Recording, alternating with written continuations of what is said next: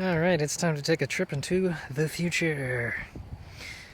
So this is going to be sort of an update video from a video I did a long time ago. One of the first mods I ever did to this truck was convert the cooling system from the closed system to an open system. And I kind of left out some stuff about the heater control valve. But just for a general update on the system, it's been doing pretty good. Radiator still lasts me. Water bottle's still in place. And everything's still mostly together. Now, something I didn't talk about, though, was the heater control valve. The old one had a valve that was sitting over here, but it was connected through some hard lines to the old bottle, so I had to delete it. And for a little while I was running it without it, and there isn't really any issues. It's not going to heat up the cab or the airbox or anything like that. There's a flap between the hot and the cold side, so as long as the heat's not on, you're not getting any heat directly. You might get some that's radiated, but for the most part, when you put it on cold, it's not like you're still getting hot air. So you can run it without a heater control valve, and I believe the 97 and newer XJs don't even have one. So I installed a manual one a while ago just to see if I needed one at all, so you can turn it and close it or open and close, whatever. But it leaks for some reason out of this top seal, so you can always see the steam coming out, and that's no good. So we're gonna have to get rid of this valve, and I'm gonna replace it with one of the newer style heater control valves from the 91 to 96 era, I believe. So let's look at the newer heater control valve. Okay, so this is what the valve looks like. It's got 4 different lines on it, and then it's got a vacuum actuated sucker. Now, there's 2 different brands you can get. There's the factory ones, and then there are the ones that are made by, I think, 4 Seasons or something, the kind you get at most auto parts stores. Those ones, from what I understand, are absolute crap, because coolant will slowly leak out of this this little metal actuator right here, and you'll see it come out because the seal, like, there's not enough pressure on it or something. And everyone that bought ones had, they had a leak within the first couple days or whatever. So this one I ordered from Crown. Hopefully it's a different model than the crap brand. So we'll find out. If you're curious on the number of that, 5600-5900. That's a Crown Automotive heater control valve. So the way that these things work is you got a few lines here. You got one going to the thermostat, one going to the water pump, and then you have 2 going to the heater core. And there is a valve in here that rotates to change the flow, and I mapped it out. Now this kind of has a failsafe built into it. So if you notice, when there's no vacuum applied, the water goes through the heater control valve. So if you ever lose vacuum for some reason, or something goes wrong, you'll have heat. So you'll always have heat if something goes wrong. The only time that the heater core does not get flow is when vacuum is applied to this. And what happens is, when the vacuum is applied to this big diaphragm, it sucks it in like this, and it changes this valve. So when there's no vacuum, it comes out of the hot thermostat and goes through the heater core, comes out the heater core, and then goes to the water pump. And this little divider is what changes that. So when there is vacuum applied, it rotates and blocks off the heater core, so it just goes in the thermostat and out the water pump. So really the only reason you'd want this is I'm curious if this will help my winter temperatures. Hopefully this will help it warm up faster by not going through the heater core. If not, oh well, it's something to have. Now there's a couple different sizes on here. There's 2 3/4 and there's 2 5/8. So you need to make sure that you're plugging the right ones in. So I got them all mapped out. The heater core over here, the top port is 3/4, the bottom port is 5/8. And over here the thermostat is 3/4 and the water pump is 5/8. So you think, oh, it's 5/8 to 5/8 and 3/4 to 3/4, right? And not quite. You could do that, but the heater core would be flowing backwards. Now it doesn't really matter so much the flow direction for performance. The heater core will work in either direction. It's more about air bubbles. You want the fluid to go in the bottom and come out the top. So that way, if there was any air bubbles at the top, they would be able to get through. If you got water coming in through the top and trying to go down, you'll never get those bubbles to go down and out. So this is more to just keep bubbles from coming out. So in order to do, you'd have to go thermostat 3/4 to 5/8. You need 2 adapters. Now when I did my closed open system, I already had used adapters. So this part is pretty simple.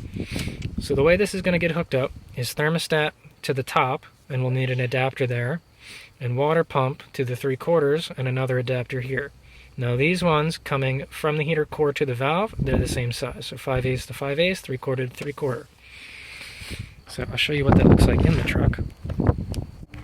So to show you your 2 lines, here's the thermostat housing. So you got your main water pump, your upper radiator hose, and then here's the heater core one. This side on the left goes to the water pump down there. So if you notice, here are my adapters that I have to switch sizes. So it's coming from the thermostat to the bottom of the heater core, and it's coming out the top and going to the water pump.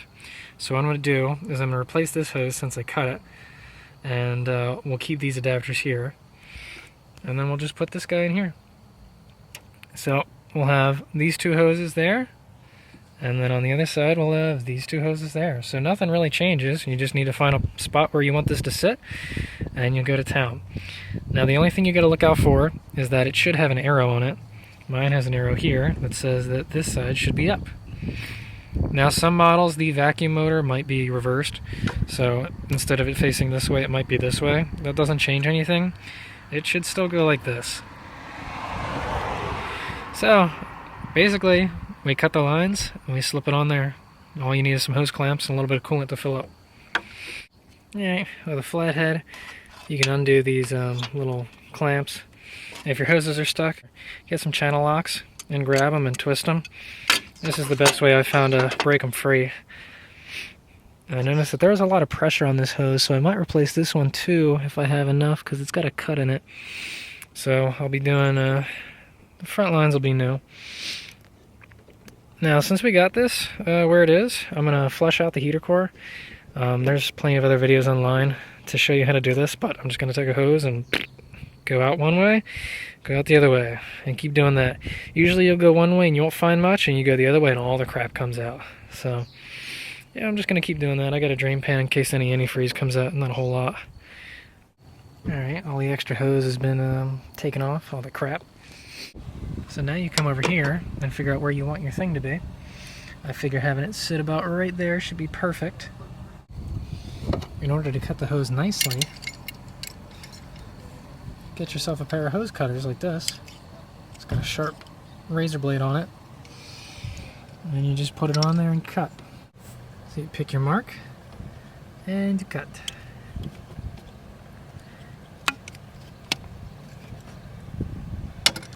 Look at that. Nice clean cut. Alright, so now we can start running our new hose.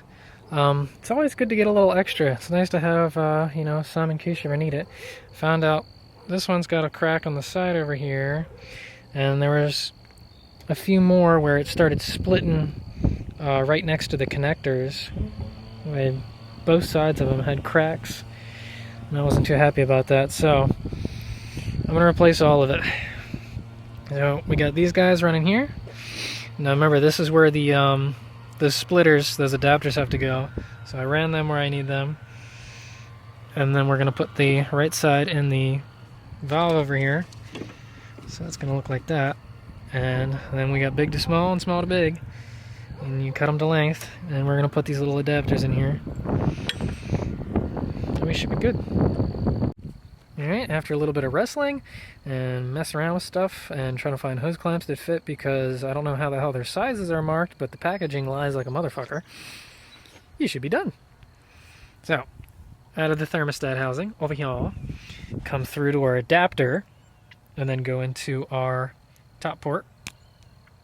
So from the top port, it'll go through here and out here to the bottom. So you notice these crisscross. Goes into the bottom of the heater core, comes out the top, goes into the bottom of this valve, over here. Then it comes out of here, and runs to another adapter, and goes to the water pump. And there you go. Now, some people ask about vacuum lines, and sometimes their vents don't work or stuff like that. Your vents are controlled by these two vacuum cables over here.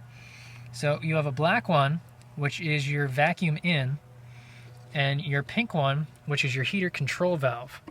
So if you notice, I got this pink line going to the valve before I had it capped off with a screw. And the black one is going to come over here to your vacuum ball. Now your vacuum ball is not going to be here. If you still have a stock Jeep, it's going to run all the way through here, all the way down there, and it's going to be hiding somewhere over here, back behind your bumper. So that's where that black line comes.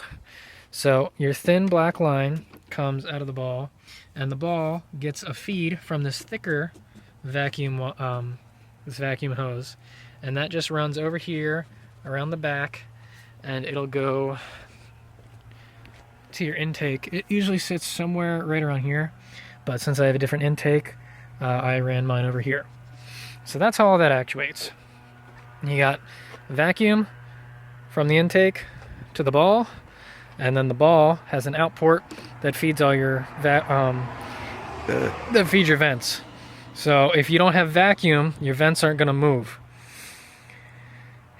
So besides that, we just top off the coolant and run this thing, and it should be good. So yeah, cool. I'll let you know if this guy leaks or whatever. I hope not. I'll be a little upset about that. But that's it. So if you come over here, we're in cold mode, and it's sucking.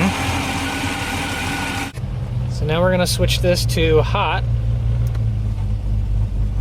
And that's going to open that.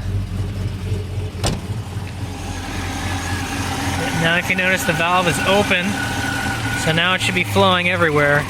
Alright, so now that the valve is open, you can see the hotter coolant coming into the bottom of the heater core and heating up the hose, and then it's cooling off as it's coming out on the other side.